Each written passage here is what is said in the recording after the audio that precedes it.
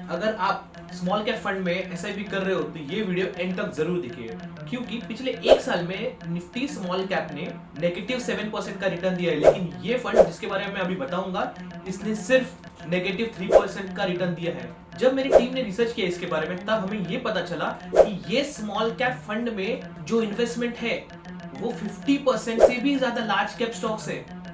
अगर आप इस फंड में इन्वेस्ट कर रहे हो तो इसका मतलब है आप स्मॉल कैप में नहीं, आप large cap and small cap that is flexi cap में एसआईपी कर रहे हो गाइस।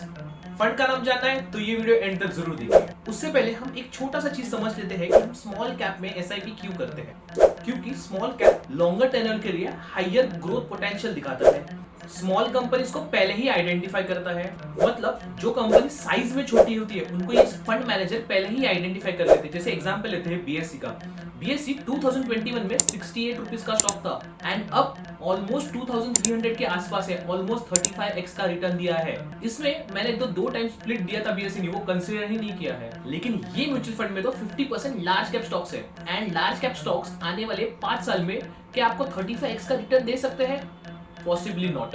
एंड इसीलिए ये फंड को हम इन डिटेल एक्सप्लेन करेंगे। ये फंड का नाम है Nippon India small cap fund, जिसका एयूएम है 68,000। That is the biggest problem, क्योंकि अगर मैं कोई स्मॉल कैप फंड में 5% पे इन्वेस्ट करता हूँ तो हो सकता है वो स्टॉक अपर सर्किट मारे and this might be the reason कि फंड मैनेजर अपना 50% से भी ज्यादा होल्डिंग्स लार्ज कैप में शिफ्ट कर रहे हैं। इन्वेस्टर्स स्मॉल कैप में इन्वेस्ट कर रहे हैं, स्मॉल कैप का रिस्क ले रहे हैं, लेकिन उनको रिटर्न्स मिल रहा है लार्ज कैप का, दैट इज एवरेज रिटर्न। तो स्मॉल कैप में इन्वेस्ट कर रहे हैं ताकि उनको हाई रिस्क रिटर्न मिले, लेकिन उनको फ्लेक्सी कैप फंड का रिटर्न मिल रहा है क्योंकि इसमें लार्ज कैप भी है एंड स्मॉल कैप भी है। डोंट फॉरगेट गाइस, 50% से भी ज्यादा लार्ज कैप है।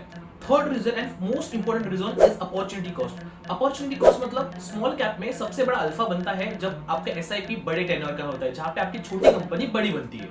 एंड लार्ज कैप में एसआईपी इसलिए करते हैं ताकि एक स्टैग्नेंट रिटर्न मिले। यहाँ पे इन्वेस्टर्स स्मॉल कैप की रिस्क लेके एवरेज रिटर्न मिल रहे हैं उनको लार्ज कैप के। ये बहुत ही रिस्की कॉम्बिनेशन है जहाँ पे आप risk is high but returns are very average. अब सबसे बड़ा क्वेश्चन आता है कि क्या ये फंड में इन्वेस्ट करना चाहिए?